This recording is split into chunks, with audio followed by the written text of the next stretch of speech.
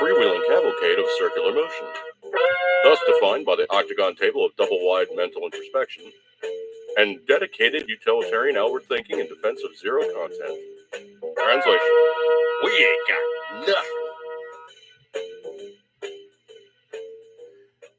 Oh, hey folks, Dude here. Coming in again, another iteration of Dude After Dark. Of course, this one being a special occasion where I am proceeding to feel completely like big steaming piles of how do you say it without saying it? But I would say it's pretty much just a sound guy. No, it's well, of course, yeah, I guess you could say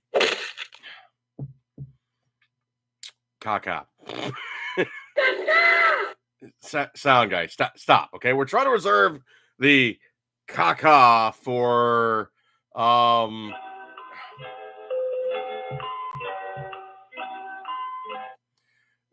no. Yeah, that's right. We're trying to reserve it for Joe Caca. Mercedes Sasquatch in the room. Appreciate you coming on by, dude. Well, anyway, quick explanation what's going on here. I am really not too jet lagged right now. I'm still working on a healthy swig of Tiggy juice, but essentially what happened was earlier I had an episode where I was sequestered to appear in court as a witness for a vehicular accident. It was like the second car in line, guy behind me was overtaking, car was already wrecked up, drunk as hell, missed the guy behind me, overtook me, I swerved out of the way. Barry K-Sean, appreciate you coming by, dude.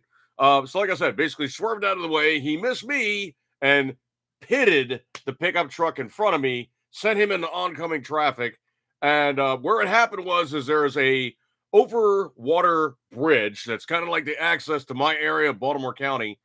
And essentially what it is two lanes, and like the curb in between the two, east and west directions is kind of like a speed bump. It's really not too much of a, curtail you from driving from one side to the other. So if you were to hit that thing with any, I'm driving from one side to the other, you'd just drive right over it. It's nothing at all. No real hindrance. It's not like an actual divider line or, like a curb or, like an area where you can high center a vehicle. It's nothing. It's like maybe like 3 inches, not even 4 inches.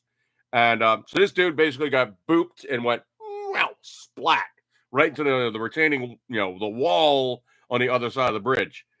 Immediately, the car just kept on going. I heard it coming up behind me, which was one of the things that clued me in that something was weird because obviously dude is driving erratically. I'm constantly scanning a full 360 in my sphere of, is this going to actually come in contact with me? Always doing it. I have ridiculous peripheral. I mean, my peripheral is like full 180. I mean, I could definitely see what's going on in the corners. And so this guy was overtaking the vehicle behind me. That guy literally, veered out of the way because, dude was meandering all over the place erratically. And what really cued me as to what something was going on was really wrong was the fact I was hearing a steel wheel rolling on the pavement because dude had already clipped the curb, blew out the left front tire, and was just kind of like driving erratically down the roadway. Came up to me. I got on the brakes and ducked out of the way fast enough. So he missed me, but got the guy in front of me, spun him like, about not even a 90-degree turn, and he just went, boop, right in the wall. I proceeded down a little ways, got turned around as a gas station, literally just after the bridge. Got parked in there, scooted back to dude's truck, and the driver's side door was pinned. He wasn't getting out that way. Went around the passenger side. Dude's coffee went everywhere. Literally smelled like his flavored coffee for the rest of the night. So got the passenger door open and was like, hey, man, are you okay? And he's like, man, I think my leg's broken. This, that, and the other thing is all right. You're okay for the moment. Do me a favor. Sit still. Don't try to move around too much. Help is on the way. Your big thing right now is just sit back, relax, try not to move around too much and hurt yourself further. And the guy's like, it's like, you'll be okay, dude. Just don't move around too much right now. Help is on the way. And, me knowing enough medicine right now, dude is up, dude is talking, dude is conversing, dude now knows what's really wrong with him. He's okay. He's basically got a broken leg, got shaken up. Obviously the truck's bent up enough that, he busted himself up. And, he is conversant and he's okay for the moment. no obvious head injury apparent. He didn't bap himself on the steering wheel. So, okay there. No obvious facial bleeding or anything. I don't even think the airbags deployed on that truck. But anyway, the thing about it was I went to court today and dude had like 9 charges racked up. Well, thing about it is as soon as he wrecked the car, he went down maybe a little bit further, and there's a crossroad that comes out, and there's a closed shopping center that's there. He parked about there, hopped out of the car, and bailed. Well, at this point in time, the weather's getting worse. It was raining. It was kind of sleeting a little bit. At this point in time, it's now actively starting to snow. So that guy, he's gone. So I caught up with the cop. Basically, he did a quick investigation on the vehicle, came back to the accident scene. And I was like, so what's going on with that one? There's a guy drinking and driving. He goes, yeah, there's a half-empty bottle open on the front seat. So dude was swigging some hooch on the way down the road as he was driving along. He was already roughshod and proceeded to simply just, splat this guy in no uncertain terms and wreck the car. That's just one of those things. So anyway, dude basically got 9 charges.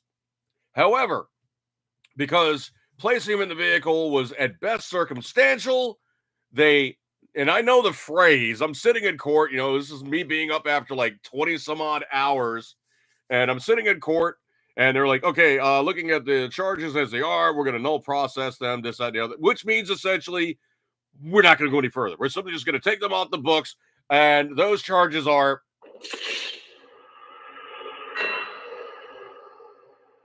they are dead duck. So essentially, this guy basically splatted this guy. Fatality. No, sound guy. No, he didn't kill him. Okay, he just.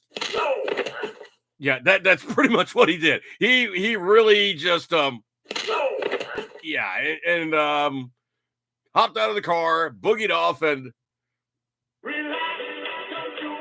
that was after the. So I'm sitting there, obviously waiting for. Yeah, waiting for the fire EMS. But at this point, it was just EMS because dude was hurt. The car wasn't on fire. May have needed some minor extrication, but I think pretty much all those ambulance guys and fire guys are cross trained. They're all EMS anyway. Excuse me 1 second here. I got to take a juice. So anyway, the guy that was actually charged left. I'm waiting for the bailiff to come by. The bailiff comes by. I flag him down. It's like, hey. And I showed him the paperwork. It's like, I'm here as a witness for this guy. He's now null filed. Do you need me any further? And so the guy goes, oh, hang on a second here. So he goes back and he goes up front, obviously the judge, the clerk, and the bailiffs and all that stuff. So he goes back up front. He's talking to the clerk for a second. He comes back. He's like, no, you're free to go. So I went out of my way, stayed up way too damn late, paid for parking, spent the gas money, time, effort, all the rest, lack of sleep in that regard, which really kind of hits me hard because I work at night, and spent my time watching dude just go, okay, have a nice day, goodbye, and out the door he goes. That kind of freaking sucked. I almost wish at that point I could have just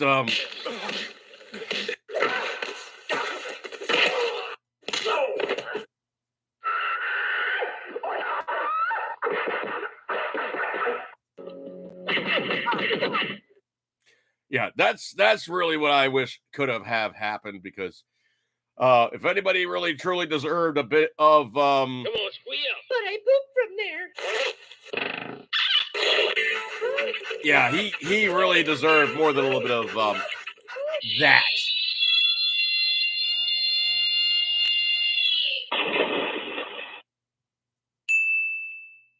Okay, I'll allow that ding. That was kind of on point. Sound guy was actually doing it, pretty well for a change.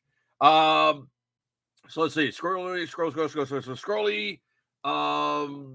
Patriot Fever, 2 weeks in the fields, needing a shower and overdue shave. State Farm isn't involved. No, it wasn't State Farm. Essentially what happened was it was circumstantial evidence at best, fingerprints on the bottle of hooch. which really is not good enough to say, yeah, we know for a fact you were driving this car, you were drunk at the time. This, that, dude basically hopped out of the car and bailed. I mean, he literally skedaddled at top speed and made sure that he was not available. And at that point in time, everything was just yeah, that's pretty much it. So dude ran off, and at that point in time, the courtroom was just yeah, yeah, yeah. It was just not gonna have happen. Critical stop. Anyway, so yeah, dude basically bailed, and essentially just I guess he was like, oh snap, I really just screwed up here, in his drunken mind, and took off, and in this regard worked to his favor. The guy basically, I'm hoping, was insured and was covered with the insurance for his injuries and other stuff. But that's that whole uninsured motorist thing where sometimes the insurance companies get squishy. Who's covered, who's going to get, who's not going to get. So that's the part that kind of really truly sucked.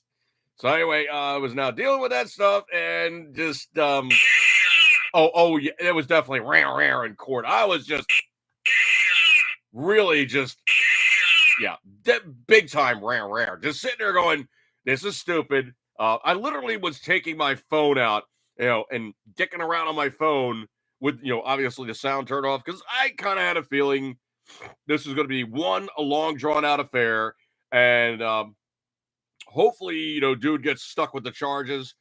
But for some reason, my little voice was telling me this is going to be Bravo Sierra, and I'm just going to be experiencing large stinking piles of, yeah, just ran. The whole time was just, okay, sound guys, stop with the cat. Anyway, so, sitting in court and, oh.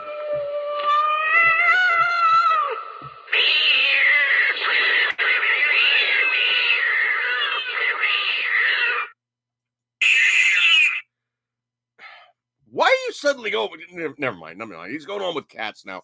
Anyway, so dude basically skated on 9 fairly significant charges. I think 4 of them being like, vehicular felonies. So he got beyond really seriously, unbelievably lucky and skated like mega big time. On that one, I'm now free and clear. I don't have to go to court about that anymore. Thank goodness it's not this long, sustained, drawn out, and evidentiary thing with like a trial. So for all intents and purposes, yeah, that sucks for the guy that was hit, but I'll on the greedy side for me, I'll take it. Okay. I will take it. Oh, Patriot Fever. You forgot Talib and all the rest of those fun ones of the the squaws. The squaws, not the squad, the squaws. Bunch of screaming nasty C units.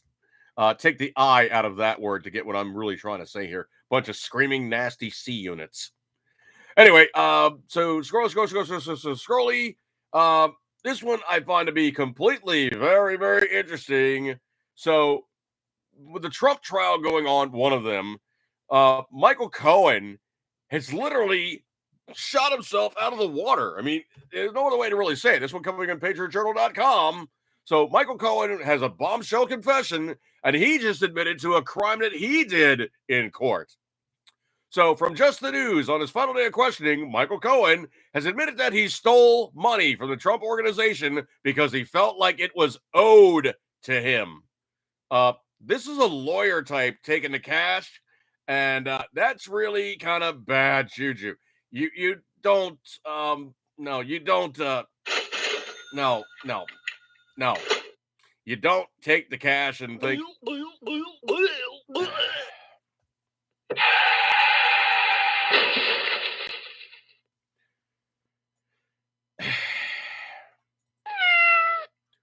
he's stuck on a cat vibe, folks. Really, he's stuck on a cat vibe.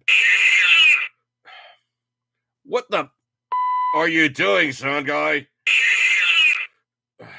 Anyway, okay. Anyway, so yeah, that was exactly from the room. In the room, Pedro Fever says, Cohen didn't even plead the fifth.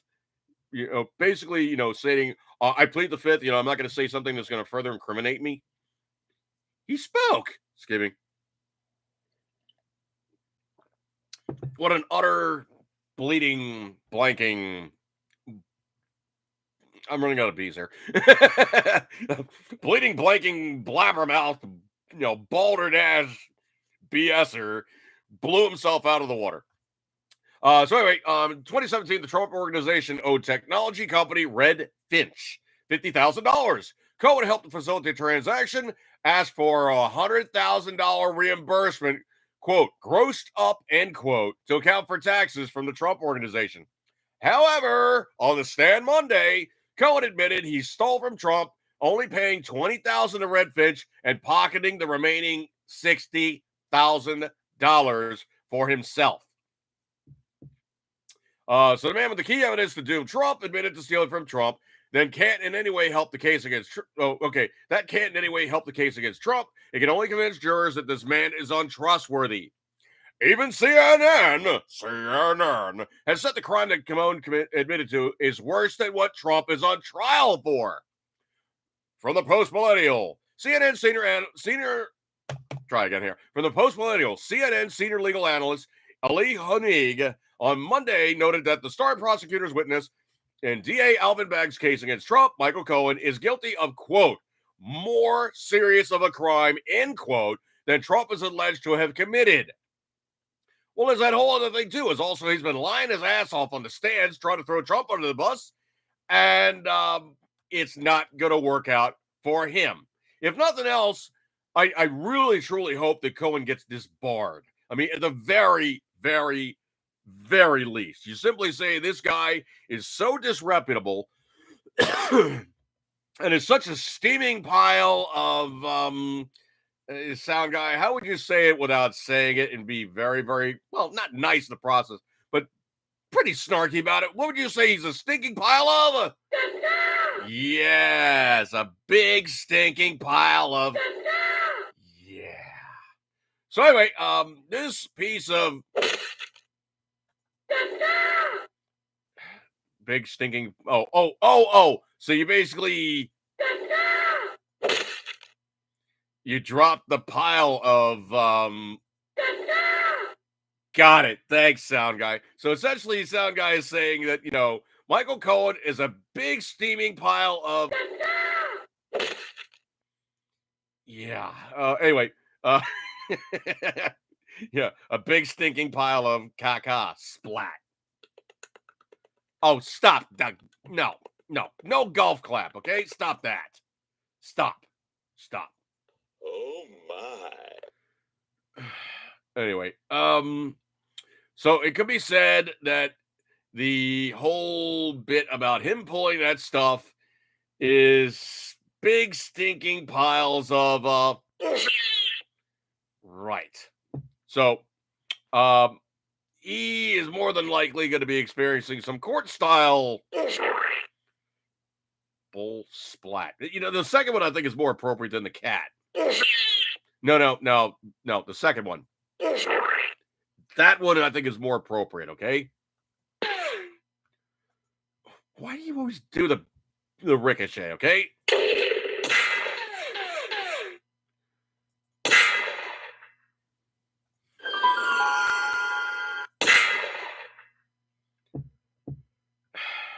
I don't know where he's going with this one, folks.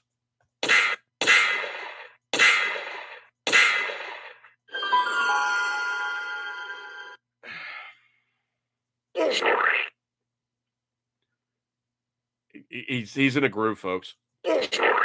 Stop.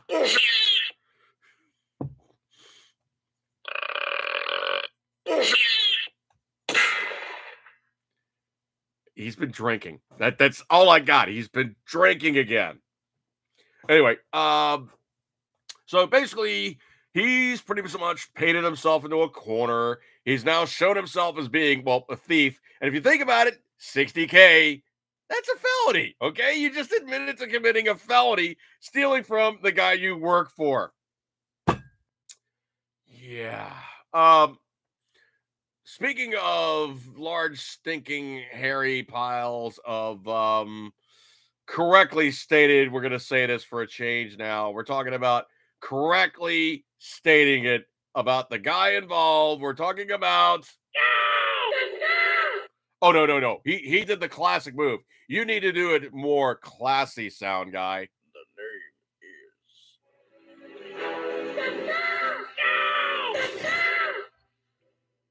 is. All right, so every time this guy does these things, does he really even think it through logically, or is it just simply just a reaction? And to even quote Barack Obama, no matter what happens, never, ever doubt the fact that Joe Kaka is going to chuck it up. So even Barack Obama didn't have great faith in Joe Kaka. Oh, okay. Yeah, all right. That's logical, Patriot Fever. Okay, good decoding.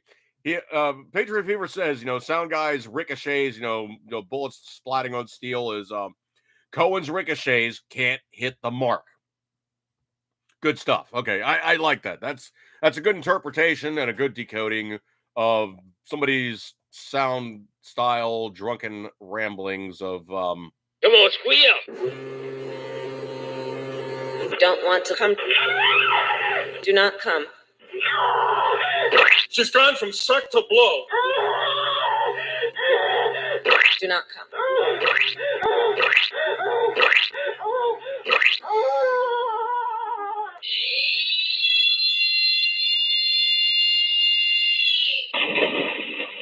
I don't come.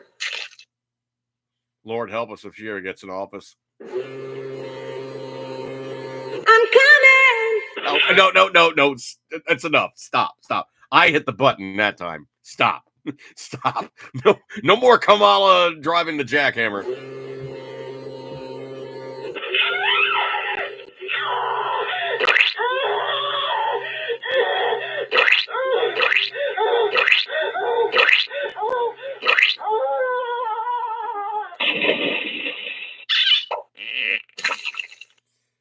I don't know. He must have been hiding in the vanity in her bathroom or something. I have no clue. Anyway, speaking of draining things and making a big splash, that was not a good segue. Anyway, coming in from truthpress.com, Joe Kaka has now drained the entire gasoline reserve in his bid to lower gasoline prices as he trails Donald Trump by double digits. Now, there's a reason why we have the Strategic Petroleum Reserve. Mostly it's a case of it's a buffer, okay? If we get involved in a conflict, there is not oceans, but there is a large buffer of quantities of crude oil, diesel fuel, gasoline, kerosene, jet fuel, all the rest of these, volatiles in their various stages of evolution, breakdown, and utilization as a buffer. And the reason why we have that is, say we get involved in a conflict. We need to, off-put and offload and get this stuff somewhere else. We don't have to crank the refineries up to, 100 plus 10% to get them to make enough for the standard usage and the overage now being utilized other places. We have the Strategic Petroleum Reserve. Can't say that for some reason. It's not working today. Anyway, so the Strategic Petroleum Reserve in a standard buffer rating will hold us over and smooth out the eddies between too little, not enough, and, give us some float room just in case.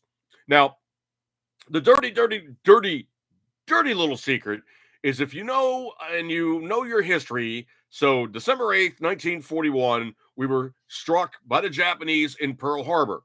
Now, the Japanese really didn't do the whole job they intended to do. They knocked down, a bunch of our ships. They basically made some ships just immutable. They were just done. There was nowhere in the world they were going to be floated, put back in service. They were done ducks. But the other thing too, most people don't realize was the tank farms in Hawaii.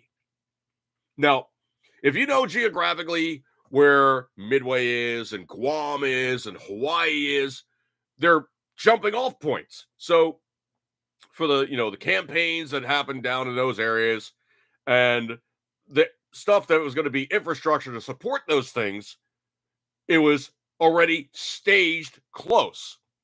The Japanese really didn't quite hit the target.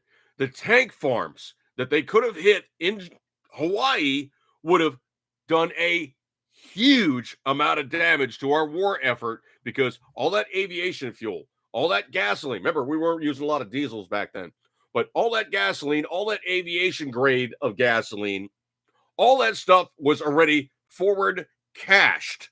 And there was a huge tank farm that was in Hawaii, just in case we could take that gas, load it up on the tankers, ship it out to the war areas, and then use that fuel in that region rather than going, okay, we're now going to take a tanker, fill it up in the United States, truck it down 2,500 miles down to Hawaii, and then truck it out or truck it to whatever 3, 4, 5,000 miles across, the Pacific Ocean, trying to get to the war areas. Time involved and all that other stuff. It is way shorter to go, okay, it's already staged here, 2,500 miles offshore. It's already staged down here and now can basically go to the other regions. And the jumping off time is halved. It's already there.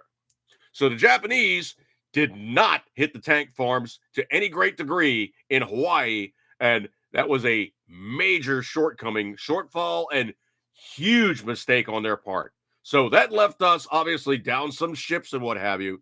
But the fuel that we had staged in Hawaii was a major, major thing for the war effort in those campaigns where it was needed.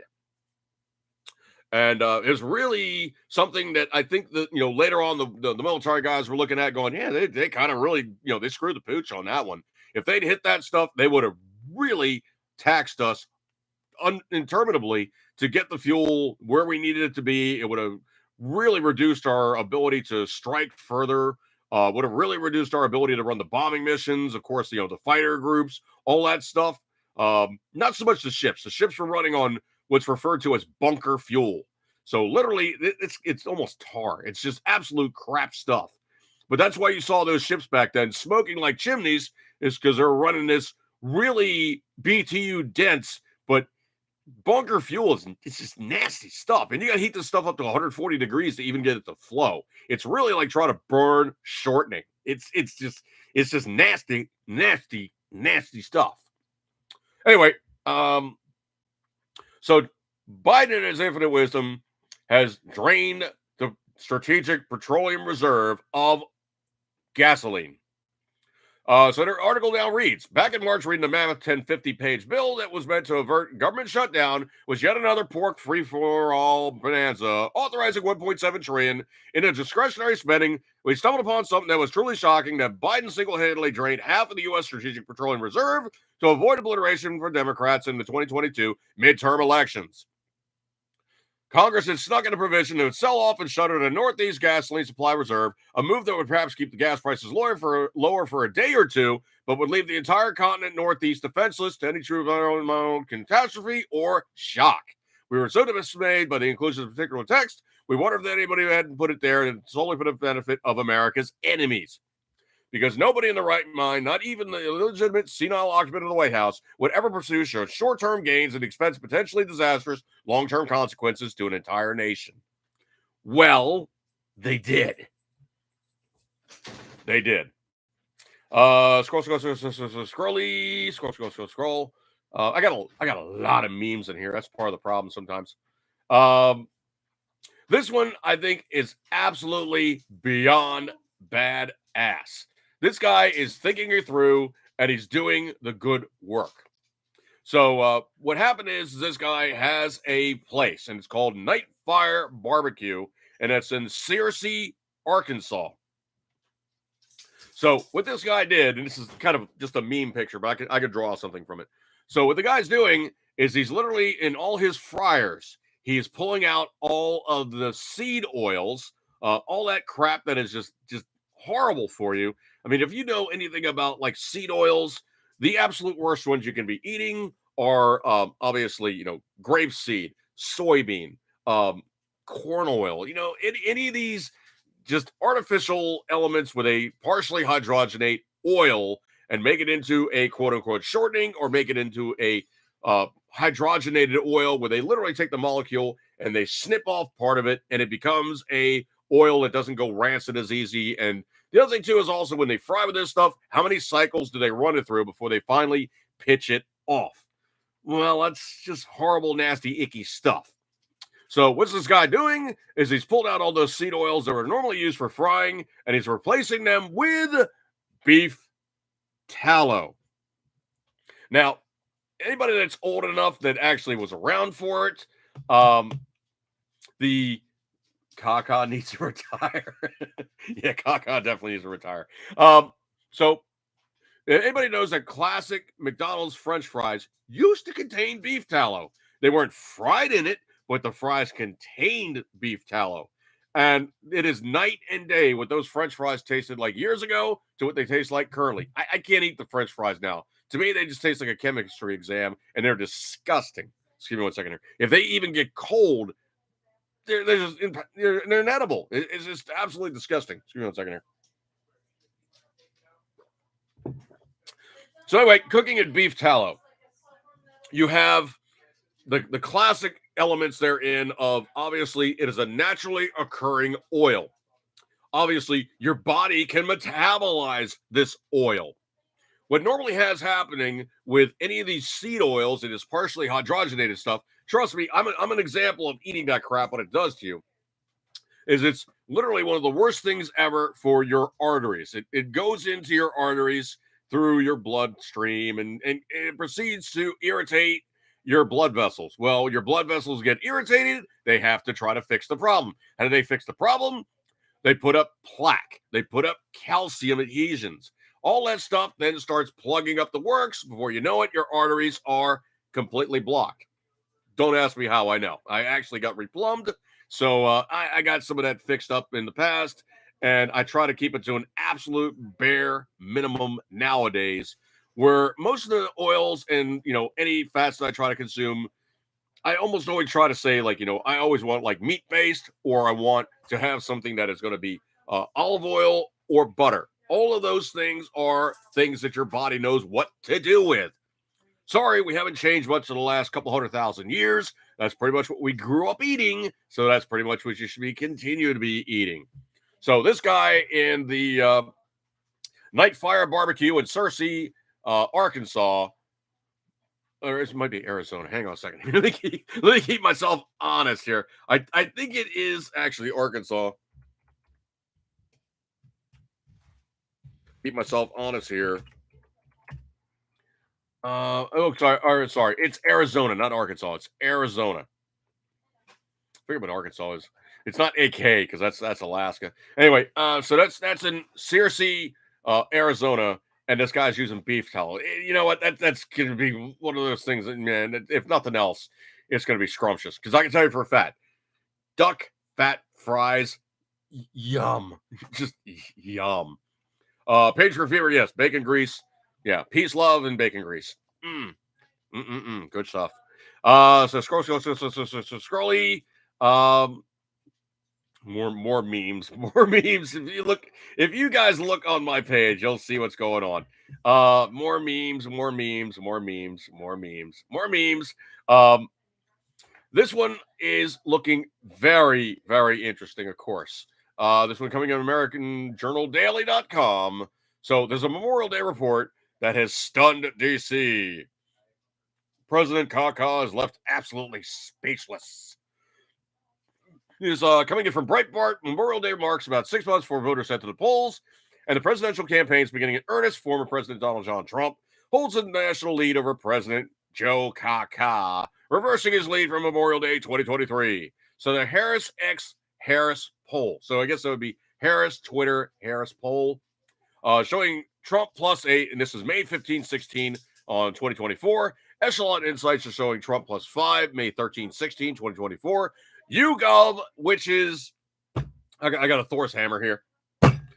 YouGov. YouGov is actually a British polling entity. I used to actually do it. If you basically do like a bunch of them, and I did it like every single day, pretty much for like a year, you get like $100 card. You know, that's like the most amount of money you're gonna make for these guys is like, you know, taking every single poll that's offered, you make like $100, and it's basically they send you a gift card. Excuse me 1 second here. So if they send you $100, they're making scads of cash. Okay, they're not hurting for money here. So the YouGov poll is also reflecting Trump +1. That's May 19th through 21st. Now, the other thing, too, is I can tell you for a fact, most of the people by population taking the YouGov poll are really stridently Democrat. Like the way they phrase some of the YouGov questions are so decidedly left-hearted. Most of the time I would see those polls and I would say, you know, the most just either benign or just snarky way I could answer the question, I literally would do that. You know, I would even actually, you know, put in fake information on my answers just to try to skew the poll results. Because sometimes the way the way that they would phrase the questions, I would find intellectually insulting and or just politically just aberrant. Let's just say it. I would find it politically aberrant and counter to my personal beliefs. So I literally would play around with the YouGov polling, and in such a way that I would actually play with the responses they got from me.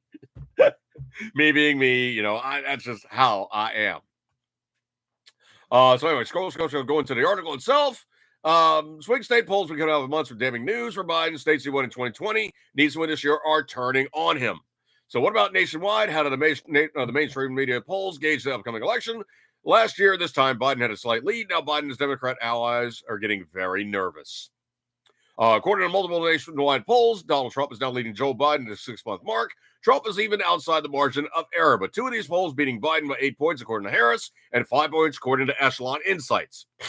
Add to that Biden's disastrous approval rating. Ever since he failed in Afghanistan, Biden has failed to break 50%.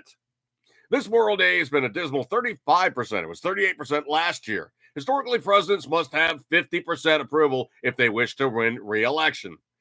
Well, there's also that whole, you know, like which way does like the polling go and what's the reality base on it? People lie to pollsters. They do it all the time.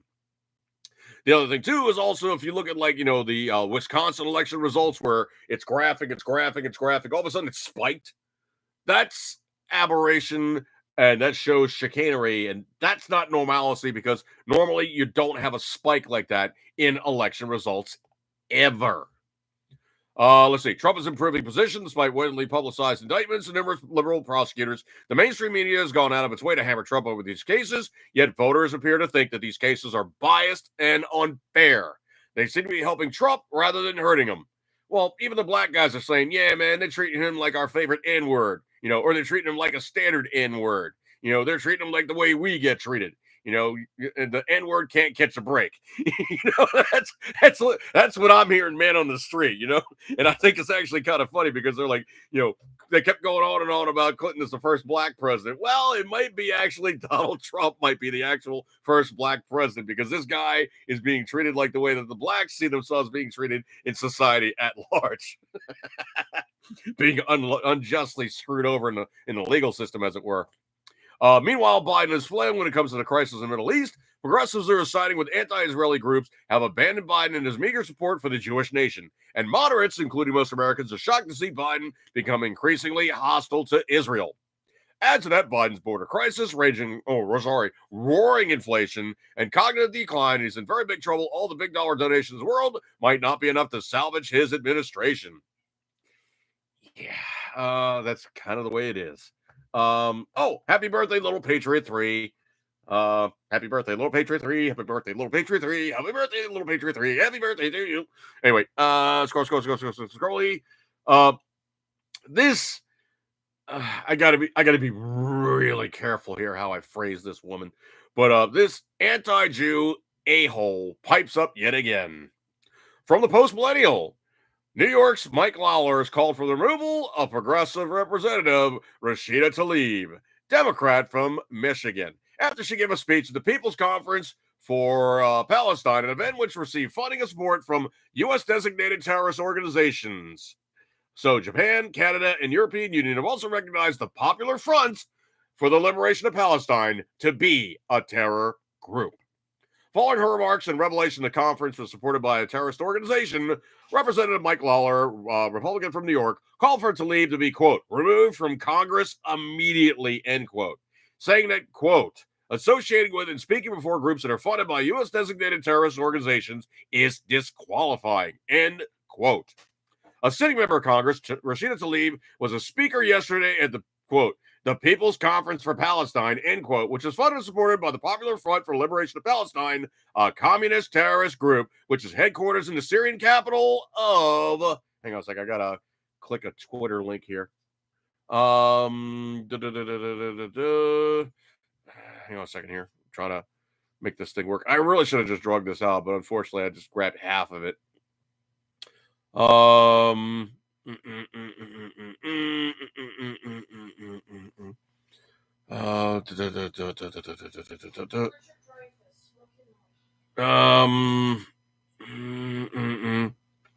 here we go. The People's Conference for Palestine, which is funded and supported by the Popular Front for the Liberation of Palestine, a communist terrorist group which is headquartered in the Syrian capital of Damascus. The group has been designated a foreign terrorist organization by the United States, Japan, Canada, and the European Union, and yet a U.S. Congresswoman thought it'd be a good idea to speak at a conference which was promoted by the group.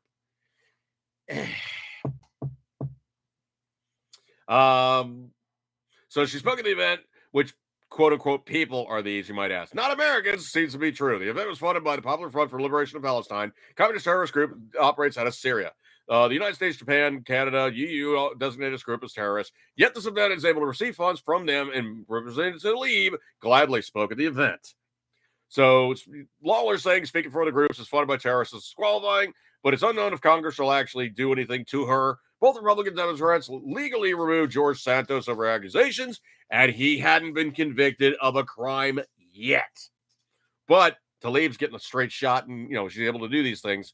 It's unlikely Democrats will join Republicans to remove Tlaib, despite her long history of anti-Semitism and unprofessional and democratic behavior. Tlaib is known to throwing tantrums and wild, unacceptable rants, which is why many times she's spread false claims against Israel, the one Jewish nation in the world. Yeah, she's, and I got more about her too. Hang on a second. I need some tiki juice for this one. I need a palate cleanser. Okay.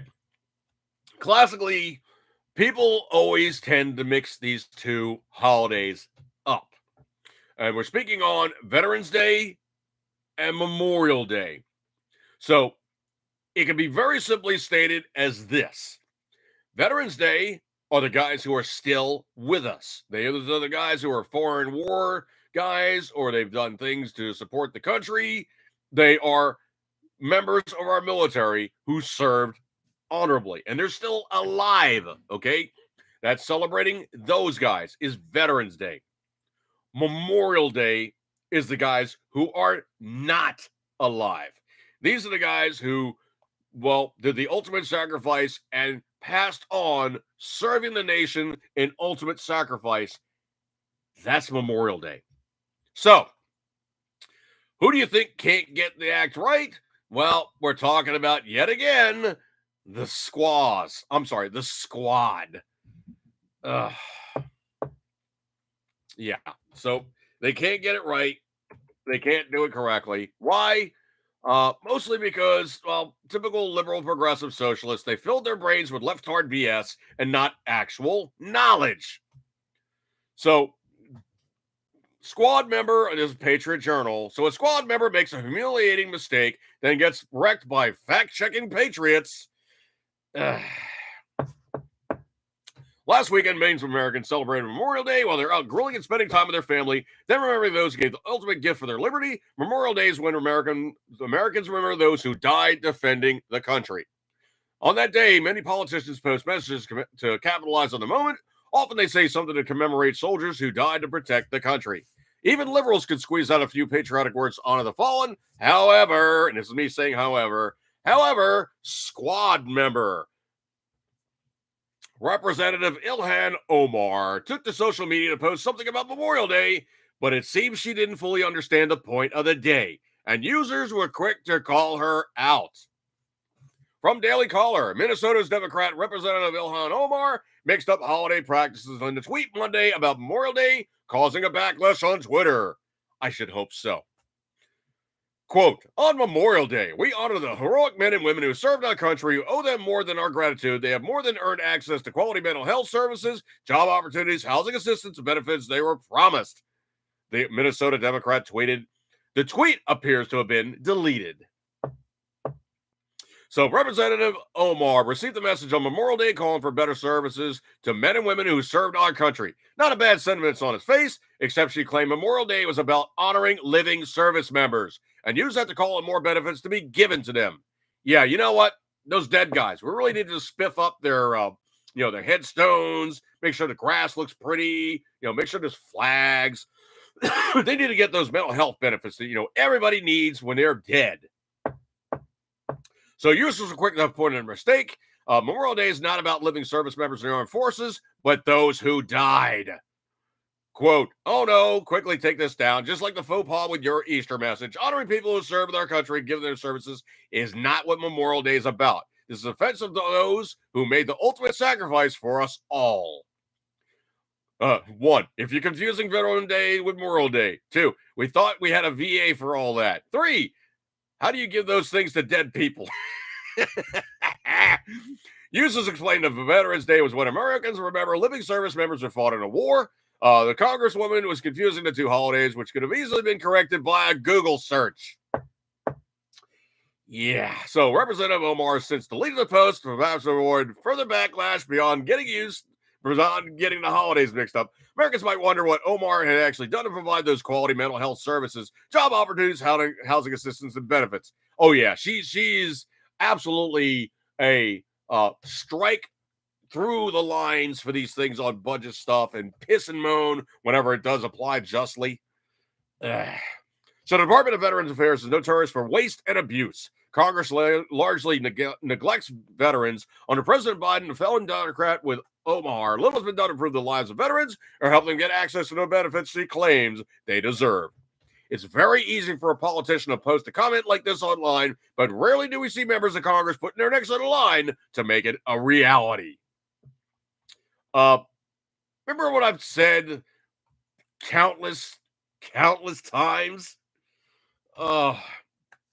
Never, ever. You could underline this or probably should floating text here or something, but never, ever, ever, ever put anything online that you truly don't want to say to another person and have somebody else overhear and potentially have it in way, shape, and form that it's going to be out there into perpetuity because, oh yeah, the internet has no delete button. Somebody's going to grab a screenshot. Somebody's going to grab a screen grab. Somebody's going to basically copy the video. It's going to be out there somewhere, somehow, someplace, some way. Someone is going to grab a bit of it to show off later on for the stupidity that you put out there for all to see. And they're going to hold you out to it and hoist you with your own petard. Omar.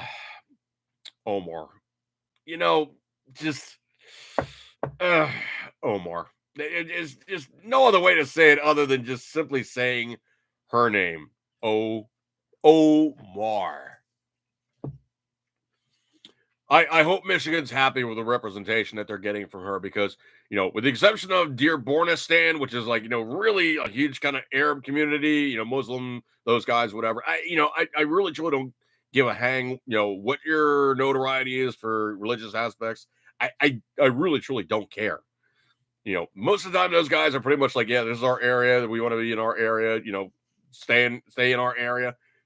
Have a blast, okay? And they refer to that area as not Dearborn, Michigan, but Dearbornistan, where obviously you go there, all the, the stores, the restaurants, all these places, they're halal. Well, I'm a Jew, okay? Going into a place and saying, well, the food here is halal. It's like, Sure, cool, whatever. There's a razor edge difference between kosher and halal. They're really, really close to one another. Um, there is some other minor food tweaks, like seafood. I think is a little squishy in some regards for Muslim versus Jew, but it's close enough that you can go to a restaurant. It's like, oh yeah, the food here is halal. The Jewish guy be like, sweet, okay, cool. Can you do me a favor? Just make sure the cheese is off on the side. That's that's it. Done. But anyway, so you go to these areas and it's referred to as Dearbornistan. But the representation that she's getting, man, she's making you guys look bad because she's just snarky, nasty, just man. And when we really truly get down to it, yeah, you can try to take the pencil and smear around the edges and whatnot. There has never ever been an area known as Palestine, and there's never been somebody known as a Palestinian. That is a recent development in modern times where essentially they have inculcated themselves into the Gaza area and said, yeah, this is our native homeland and this, that, and the other thing. It's not your native homeland, dude. Let's just be really honest here, okay? You guys are Egyptians, you're Jordanians, you're surrounding Arab countries where they said, you know what? We don't like this group. Kind of like you have the Iraqis pissing and moaning about all the other guys and keeping them from, scrapping too much. But they always chucked hardcore with the Kurds. Now, in terms of all the groups of, the Arab persuasion, what have you, the Kurds, with the exception of not being nice to their wives, are really not a bad bunch of guys. I mean, also the other thing, too, is between them, the Shia and the Sunni and whatnot, they seem to be the guys going, yeah, we really, truly don't like what's going on here, and we want to fix the blanking problem. Trust me on that one. The Kurds are not the guys to mess with. They're right up to the Mujahideen in Afghanistan. They've been doing it for a long time. They know how to scrap. So anyway, what's going on here is essentially she's pissed and moaned to such a degree that she's not making herself more popular. I'll tell you that for damn sure. And the representation you guys are getting in Michigan, I don't think it's going to work out for you too good because all those other guys in Congress are going to go, do we really truly want to throw her a bone? No, she's such a just abrasive character. We just don't want to really side with anything that she's really truly going, yeah, this is my cause, blah, blah, blah, blah, blah, pep it up, make it better. I don't think they're going to be working with you in that regard there, Rashida. No. Her and the rest of the squad are just a bunch of abrasive, snarky little C units. They're not making friends. They're really, really not. And AOC and her, oh man, AOC. There's nothing better than watching AOC in the process of being AOC. She just does stuff that is just, well, it's if it wasn't so idiotic on its face, it would be humorous. Only problem is she's an elected official and she could actually do some real damage. That's the part that kind of makes it scary. Is truly she can go into things, she can monkey around with stuff, and she can screw things up bad. That's the kind of hugely icky, not great stuff. I got to be really careful when I get into this one, okay? I cannot play the video for obvious reasons, but let's just say that Robert De Niro was outside a New York courthouse, pissing and moaning about, well, I'm from this area, and I'm this, that, and the other thing, and blah, blah, blah, blah, blah, blah. The crowd was basically giving him the standard New York salute of F Chuck you. They were not happy with him. So it's coming in from Breitbart.com. So F Chuck you. The crowd shouts down Robert De Niro outside a New York courthouse. So court shouted down far-left anti-Trump actor Robert De Niro during his speech on Tuesday outside a Manhattan courthouse where President Donald Trump stood trial. De Niro's speech was part of the Biden campaign stunt to capitalize on lawfare waged against the former president. De Niro took to it's not a podium, okay? I really hate when they basically do this stuff. De Niro took to the podium. He didn't take to the podium, okay? The podium is the dais that you stand on. The lectern is the thing that you put your speech on, has the microphone stand on. It is a lectern. It is not a podium. So De Niro took to the podium to acknowledge. Took to the podium to audible anger from the surrounding crowd. Instead of reading his remarks, De Niro appeared to respond to the crowd's frustration over his partisan remarks. They actually put the word in the article. F Chuck you, one man audibly shouted. Additional voices continued to lambaste the actor. While De Niro began to speak, he appeared distracted by the critics and began to ramble. Quote, this is really, I mean, these people over here are it's kind of crazy, De Niro said about the shouts. Quote, Donald Trump has created this, end quote. Quote, he should be telling them not to do this, De Niro said to the crowd. He wants to sow total chaos. Okay, dude, take it for what it's worth. You are being summarily rejected for everything you're trying to insert, and say to people because they see you as, well, they see you as that guy, okay? That's what it is. They see you as that guy, and they're tired of hearing you say, okay, yeah, they're tired of hearing, liberal S hit bag.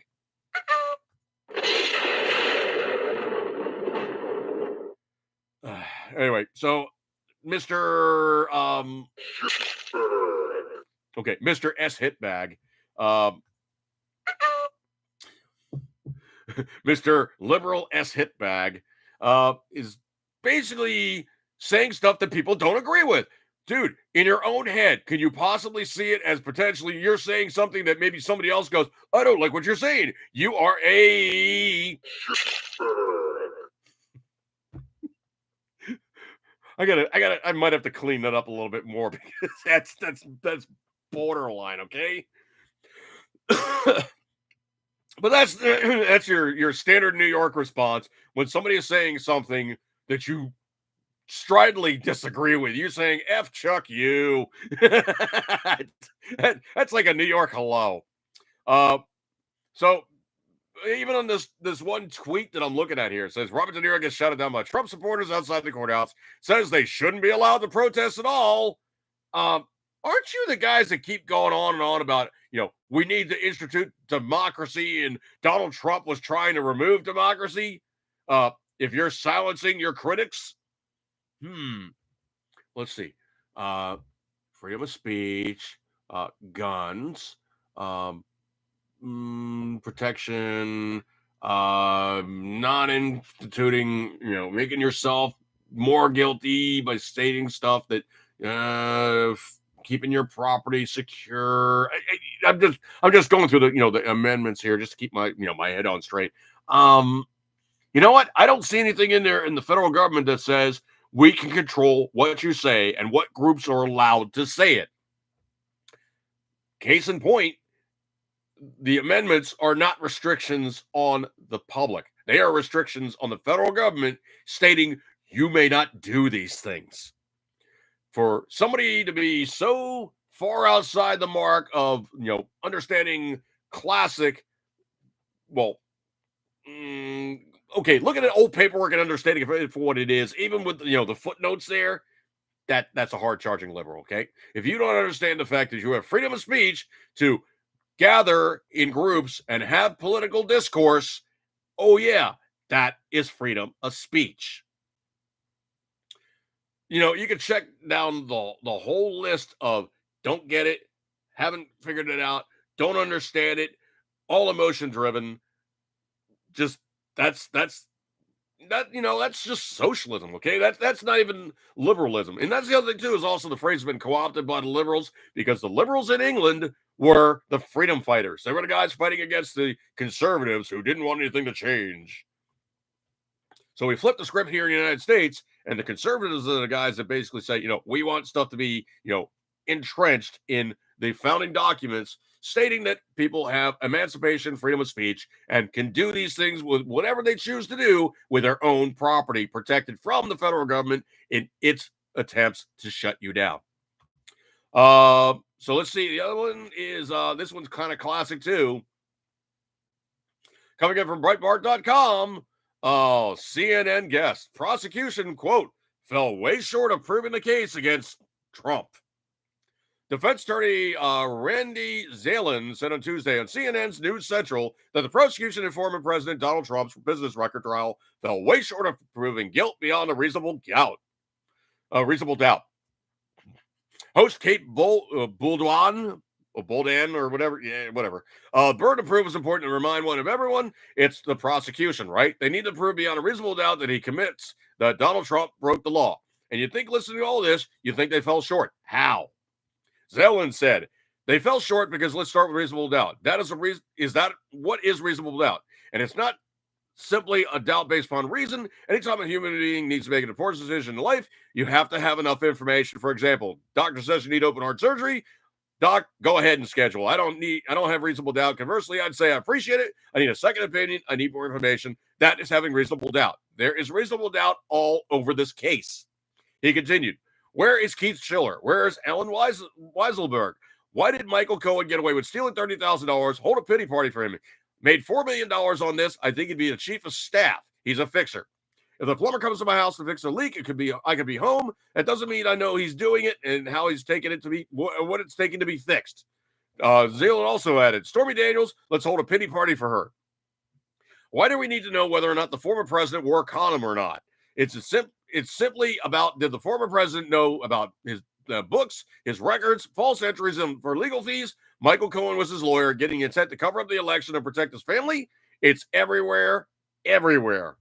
So basically, this legal eagle is stating the whole case is a steaming, stinking pile. Yeah. So that's the way on that one right there. Just blanking bloody obvious. Let's see what we got here. I think that's pretty much my news and review. Oh, music. Okay, I know what that means. Thank you guys so much for hanging out with me tonight. You got many other things to do, but you guys hung out with me on a Tuesday. You get a gold star for attendance. Thank you so much for hanging out with me and watching, listening, being part of the podcast. It's going to be up for a review, good stuff like that there. I appreciate your kind attention. You guys got so many other things to do, but you did it with me tonight on Tuesday. So we won't tell anybody else, okay? But good stuff like that there. Thank you so much for hanging out with me. I'll catch you guys next week, unless I decide to put up something earlier, and I will see you then. So eat good, keep pretending rings, always, you know you love it. I will catch you guys next week. Good stuff like that there, and I will see you later. Catch you guys. See ya.